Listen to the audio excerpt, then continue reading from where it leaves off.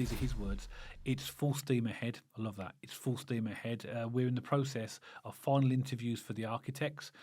The planning process has been ongoing, and there's an incredible number of people working on this now full time. The big hurdle was out of our control, was transport, and we got that.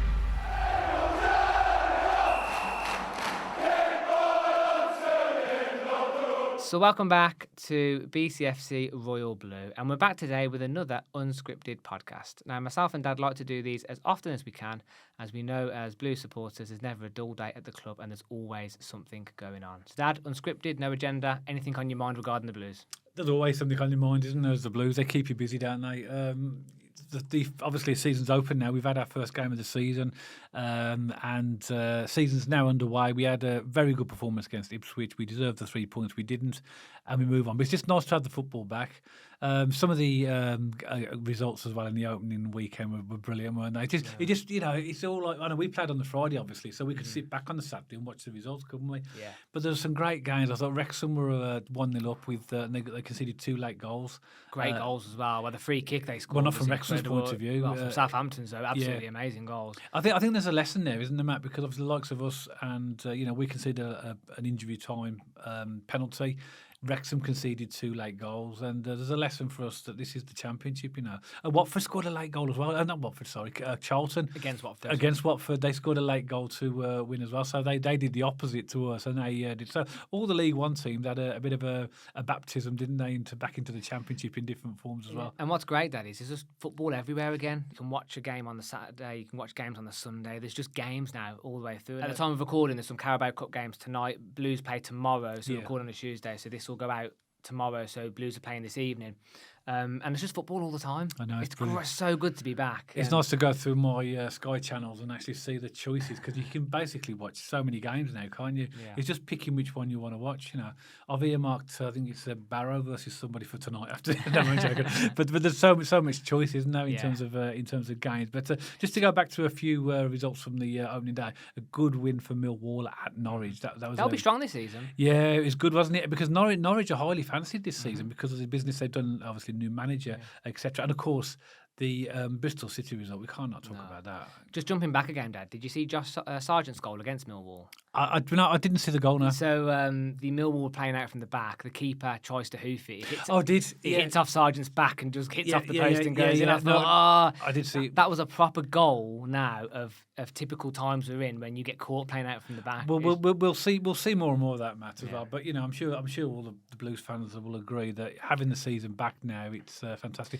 It does up our work rate as well, doesn't it? Because we've got pre-match podcasts, post-match podcasts, and then we got midweek games, and keeps us busy. You say that, Dad, and it is hard work. I mean, we speak to people all the time at games, and they say, "How do you do it?" and stuff. It is tough work, but it doesn't feel like it, does it? Because it is genuinely fun just to get in here.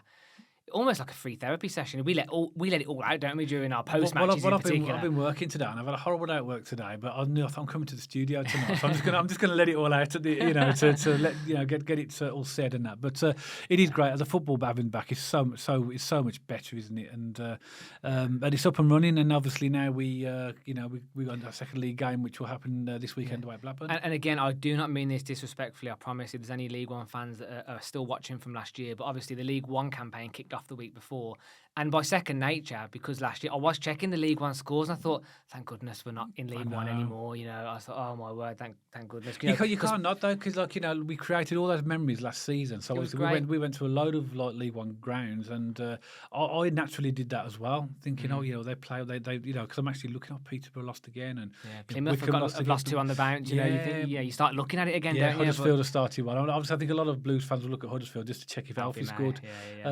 So it's up and running. Something else as well, Matt.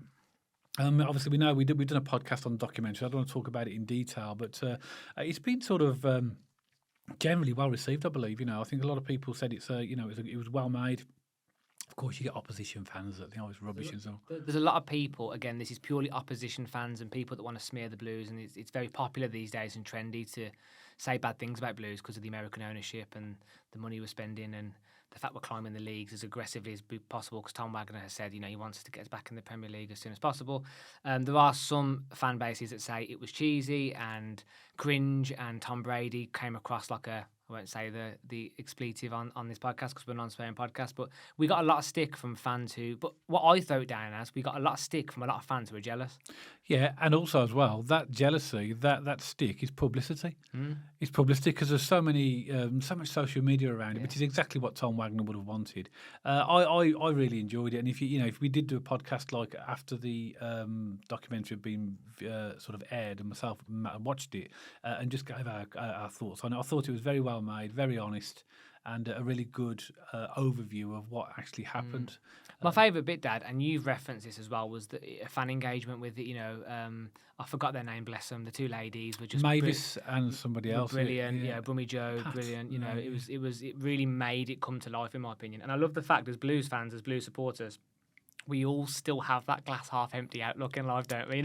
I think times are changing, and we are gradually getting used to nice things happening to us and success on the pitch and actually going to games, arguably being favourites and winning games. But we still, as a fan base, when you look at the comments, if you put all the comments side by side from the documentary, I guarantee they're all a glass half empty as opposed to a glass half full. But that's authentic. That's just the way we've been over the last, it's a reflection of what's happened over the last few years as well. Something else Matt was going to touch on as well was the price of away tickets as well now. It's getting crazy. How much have we paid for Leicester tickets? How much are they? 35 or 35 quid, something like that. And how much are the Blackburn tickets? They were about the same. Again, 30, again, give or take 35. And I've heard that the Coventry, when they're released, are going to be 45. It's ludicrous. I mean, it's a lot of money, and it is one of these things that as a fan, you are going to go and want to watch your club, but it's going to take a lot of people away, take it away from them because they can't afford it. Well, the Premier League have a cap. Why can't we have a cap in the EFL? I don't know what the cap is in the Premier League. It's either 20 or 30 quid. They cannot charge opposition away fans more than, let's say, 30 quid, no matter where you go. Old Trafford's the same, Anfield's the same. No matter where you go in the Premier League, you're not paying more than 30 quid. And I think that's a really good rule to have. Otherwise, 45 quid, that's 15 quid on top of... Is that right? Is there a cap in the Premier League? There's a cap in the Premier League. I don't know. I honestly did not know that. Yeah, there's a cap. Well, there has been a cap. If they've lifted it this year, I have no idea. But I believe it's been in place for the best part of five-ish years. That makes sense to me because then we know that, the away fans are treated fairly and equally, aren't they? Yeah. So anyway, prices are at the moment ridiculous. We haven't paid less than 35 quid for an away ticket yet, and we've gone to the first two, and obviously we're going to go to as many as we can. Well, yeah. So, I mean, Coventry is the big one, as in the price. Absolutely taking the mick. That is just a whole new level. They've categorised us as an AA game. It's a top tier game. We're their Manchester United. We're their Liverpool. We're their Manchester City. Is anyone else in the A++ category with us? Is it just Blues? I bet everybody is. Maybe West Brom. With Coventry. I bet there are about 23 teams in the AA. I don't know, but they do try and rip the fans off. In terms I would of imagine Blues, West Brom, and maybe Stoke at AA+, maybe, or whatever. Who knows? The three sort of possibly Midlands teams. Wrexham, Hollywood, and all that. I don't know. But either way, it's a rip-off. Yeah, and also as well, I wanted to talk about the away support as well. I mean, so far, the Ipswich game sold out. The Oxford game is now sold out. Blackburn Rovers 7,000 away tickets as sold out. Leicester's sold out. Leicester's sold out. So every game so far is sold out, and I think it'll continue to be. I think every game will sell out this season. Yeah, so it just shows you the level of interest and support. I think every competitive league game will sell out home and away this year. What's really nice though is that we're going to grounds now where we can take more fans because when we was in League One, we were going to some grounds like Wickham. We only had 1,800 tickets, and some of the grounds had really small allocations. Crawley was like 900, I believe, or something. It was really small. Yeah, that was half their ground. Yeah, but like the point is though, that is a really tiny. Exeter was 1,200. There was a lot of grounds that were just small. It's not and they just couldn't give us the capacity that we needed. And now we're in the Championship as well. To take 7,000, I love away games. You love away games. I know you love away games. Favourites. But when you go with a huge amount of fans, it is something else, isn't it? And 7,000, that's a big allocation to take to an away game. We're going to go back to League One for a second. I remember Barnsley away. That's 5,000. That was 5,000. That was the biggest, and Charlton as well. Wigan as well. Oh yeah, we had a few. Wigan, Charlton, Bolton was good, as in the capacities here that we got at Bolton. Yeah, so there was a couple of big grounds in there, but the majority were medium to small. Yeah, were 1,000, between 1,000 and 1,500 as an average, I would say. Yeah, like Lincoln, we had about 2,000. Mansfield when we were there, 1,600 Mansfield. Yeah, but they were small. And it was fine. The atmosphere was great, but the more the better. So we've got 7,000. Go to Blackburn. I can't wait. Honestly, it's absolutely brilliant. Others, obviously as we're going on, at the time of recording, the third kit has been released. Yeah. Today. What's your thoughts on that? I'm back in the love it camp. So I've been a big fan of the last couple of years. Kits. We had the home kit this season. When it was leaked, I thought that looks nice, but underwhelmed. When I saw it in person, I loved it. And again, in the interest of balance and honesty, I'm not a massive fan of the away kit with the white and the blue stripe. Just personal preference. It's not my. I guess it just doesn't scream to me that I like it. But the third red kit, I really like it. Do you? I think it's great. They teased us a bit because they put a post out last night, the Blues, which was a beach with a ball on it. Yeah. And obviously, a lot of it was sand, and I thought it was going to be a sandy gold colour, gold to match which I thought would have been an absolute winner if they'd have done that. There is a Barcelona away kit, and Blues fans were referencing that. It had that kind of creamy sand gold kind of colour to it. I thought it was going to be that. Yeah, and that would match the gold for the 150-year celebration. But I'm not, it's okay. It's a type of kit I like. It's plain. It's not fancy. But it's red. It's just a red kit. I prefer the second kit because it's different with the stripe. I like that. I quite like that one. But this red one, I just think it. For a 150-year anniversary third kit, I just felt it could have been a bit more of a statement. I mean, I like it, and I will probably buy it because I end up buying everything that the Blues do this year. But yeah, I think you're right. What would have been the next step up or the next tier up on this would have been that sandy gold, maybe colour to it. But I mean, I like it. I like the red. I probably will grab it. That's an idea then, Dad. We'll grab you the white one with the blue, and we'll grab me the red one. How about that? So then we represent the kits between us on that one. I think that's a good idea. Don't get me wrong, Matt. I'm not saying the red kit's a bad kit whatsoever. Really not. I do like it because I like playing a little bit like this one. There's nothing fancy about this. It's just the blue with the logo and the sponsors logo and the night ticket. There's not anything fancy about it. There's no speckles on it or anything like that. So, yes. And the red kit's very similar to that, isn't it? It's just red. It has got patterns on it. Yeah, very very faint patterns, aren't they? But I think that I thought last season 3 kits were all really really Agreed. Good, and I think these ones they're good, but maybe they haven't quite reached those levels. I don't think. I would say last season, just across all 3 of them, is the one season in my lifetime I remember loving. Every single one of them. For me, again, especially the one that was the best seller, the black and red, the third kit. Yeah, well, you've got that one. I love that kit. I love the home kit this year. I like the third kit. It's just the away kit for me that doesn't quite do it. But I said this on another podcast. I think it was the previous Unscripted. If we're winning games, who cares what kit we're wearing? Exactly. Yeah. It's good for revenue, though, isn't it? Yeah, because if people like it, they'll buy it. Obviously, so the more you sell, the more revenues are going to be. So, but like I say, it's not a bad kit as well. No. Just one sort of final sort of thing that was on my mind as well. I don't know if you saw the Tom Wagner interview. When he was talking about the sports quarter. I did. And exciting again. Because we're all, in the summer, we was all excited when that was happening, when we heard about it. This was as the season was ending and talking about the transport links and the stadium. And then, it goes into the transfer window. So that goes, in our minds, goes to the background. Then the season kicks off. And then suddenly it's good to be reminded that another exciting thing that is going on in the background. But I love what he said as well. I don't know if I've got a little tiny bit of what he actually said. He talked about the way in which Birmingham City will continue to search for commercial partnerships. And at the end of this season, we will be the highest ever revenue team that haven't received parachute payments. Staggering. In Championship. So that's amazing as well. So this is basically going to be a record season for revenue for a non-parachute payment team. And on the sports quarter, he was asked about that, and he said, and these are his words, it's full steam ahead. I love that. It's full steam ahead. We're in the process of final interviews for the architects. The planning process has been ongoing, and there's an incredible number of people working on this now full time. The big hurdle was out of our control, was transport, and we got that.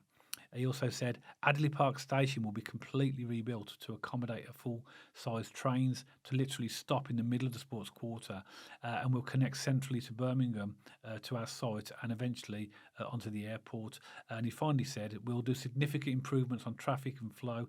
Getting people in and out of the sports quarter will be far better than what we experience today. Despite the fact that we have more than double the number of people coming in and out on a daily basis, it's not just a stadium. I think he's emphasising that. We're focusing as Blues fans on the stadium. But it's good to hear, isn't it, that, that in Tom's mind, this is all proceeding as he wants it, I think, and it's going well by the looks of it. And what I loved about it most is exactly what you just referenced, that it's not just about a stadium for Birmingham City, it's about the city of Birmingham, the infrastructure, the jobs this is going to create. it's not just going to be a stadium. It will be an entertainment part of the city where you go and have a meal and a bar for, you want some beers before your game and all these different things. And also there'll be other stuff there. No doubt they'll host concerts there. There'll be an arena there as well. Exactly. So there will be. It's not just Birmingham City's new football stadium. It's a whole element to the city of Birmingham Everything could be there. in a massively underfunded and under-resourced part of the city. It's going to be amazing. So that to me really hit home. I love the fact he said it's going full steam ahead. All those things about the obstacles, but they've now got over them with the government backing. We saw Labour politicians at St.Andrews with Tom Wagner a couple of months ago now, I think it was, when they announced all the, releasing the investment and these sorts of things. So, yeah, you're right, Dad. It's easy to forget, isn't it? Obviously, we went there against Ipswich at home last week, and we went into the city centre on a little pub crawl. We went to the Roost. And we're so used to St Andrews, we're so used to our local comforts of the Roost and the various bars in the area and things like that. You forget actually this is going to completely transform in the next 5 to 8 years. I think Blues fans will really start to get excited when they actually see physical activity on the site. But to get there's a huge amount of work that has to be done first. It's clearly from what Tom was saying there, he's keeping the fact he's still going, he's keeping it in people's minds. Could they start clearing the site before? I think they already have. Okay. I think that's already happened. They've already got rid of all the top. I saw some posts on some chap who on X who actually was the one that was getting rid of the tyres and that his company. And there were lots of them looking at and showing the site being cleared, but there'll be a load to do there in terms of investigations, all the stuff. We have done a pod on that actually about the different stages, but it's good that Tom keeps keeping it keeps the spotlight on it. He's clearly happy because he said everything's full steam ahead. So it's happening, and alongside that, the excitement for us is our football team. Mm-hmm. That is, if we can be successful on the pitch, then it's all going to come together absolutely perfectly, isn't it? Also on that podcast, Dad, he was asked about ambition and where does he see Birmingham City going in the near distant future, and I think he mentioned he wants to be in the Premier League within 2 years. Yeah, or something like that. Or he said something like, if we don't get promoted this season or within the next couple of years, we have to really take a look and see what's not happening and what's not working for us to make that step up. So he ain't messing about, Tom Wagner. He wants us in the Premier League as soon as possible. And clearly, from the recruitment we had this season, everything that's gone on behind the scenes, he's trying his very best to make it happen, isn't he? It's incredible things happening at this football club. And I think that we'll be surprised where we finish come the end of the season. Yeah, and we've still got a few weeks of the transfer window left as well. I think it closes around about the 4th or 5th of September this year. We will see a big signing coming in. We will, and I think we'll see some exits as well. And obviously we'll keep everybody up to date with what we know when we know it. But as things stand at the moment, if we were to close the window now, I'd be happy with what we've done in the window. I think if you've been very, very sort of selfish, I'd like a left back and I'd like a number 10. And I'd love a right winger. More than anything for me would be a right winger. Well, I say a number 10. We've got Marvin Dukes, haven't we? So and clearly now Stano and Kyogo are working that partnership together as well. So I think you're right. I think the priority is going to be the right winger. And Tommy Doyle plays there, and Williamson plays there. Well, I was going to drop a name. Yeah. Just sort of read Blues apparently heavily interested in a player from Montpellier in France, Tanguy Koulibaly. Yeah, 24-year-old sort of right winger. Again, let me make this clear. At this stage, that is just speculation. Okay, it's just a name I've heard. Okay, and also as well, I still don't believe that the going after Ben Davies is dead either. I think that's something that could potentially happen as well. So we've got a few irons in the fire, I believe, but we just need. And I think Chris Davies said he'd like to have a few more, a few more tweaks. I saw Rangers posted the other day like a happy birthday to Ben Davies. This was like yesterday maybe or the day before. And literally the comments on it were just disgraceful. I thought this was a selling post. Oh no, get rid of him. Is he still here? And I was thinking to myself, I don't know what Chris Davies is thinking, or whether recruitment are, in terms of your Bielek, let's say, or other. I was thinking, get him in. He's well loved at Blues for sure. So even if it was a bit part, I think Ben Davies still has a lot to offer. It just shows us fans though, we're all fickle, aren't we? But this was bad. This was like most comments, like get him out, get him gone. I was like, oh no, poor Ben Davies. Yeah, on the basis of players not doing very well, I don't want to labour this as well, but I don't think Bailey Peacock-Farrell started very well at Blackpool. No. From what I've seen, he's conceded 3 goals and 4 goals, I think. Well, his team have. He might have been responsible for all of them, but There was a couple at the weekend against Exeter that he should have done way better for. Yeah. Deon Sanderson, did he get subbed on 92 minutes, and Stoke scored 2 goals, 94, 96. I didn't know that. I knew about the goals, but I didn't know that Dion had got. Oh dear. So he came on 92 and they scored in 94 and 96. Yeah, it might be coincidental. That measure. Anyway, anyway, by the way, again, in the Derby full-time post, I can't help myself on social media. I have to look sometimes, and it was just the Blues fans weren't lying. Where they get Dion out? What's he doing anyway? I couldn't help, but I mean, I don't like sometimes like the abuse of players, and I don't condone anything like that. But like, it did make me chuckle because I was like, it reminded me of Northampton. Yeah, and that kind of thing. It just, I was like, oh god. Anyway, yeah. Anything else in your mind, Dad, or should we? No. Let's wrap it up. That's it for me. And again, I'm just so happy that the season started. I'm really pleased with our first game and what we've done, and I'm still in that excited mode. I am. Yeah. So really looking forward to the Sheffield United game. Going to that, which by the time this goes out, we'll actually go in there tonight. And then really can't wait for Blackburn either. So exciting times, Matt. Absolutely. But as always, Birmingham City supporters, we would love to hear from you. Please let us know your thoughts in the comments section below. And if you like this video specifically, please don't forget to give us a thumbs up and check us out on our social media channels. We have an X page, we have an Instagram page, and we're also over on Spotify, so you can listen and watch us on that platform as well. And if you haven't already, don't forget to subscribe to the YouTube channel so you don't miss any future content, and press that bell notification so you get notified every time we post. And myself and Dad will see you on the next one, all about Birmingham City.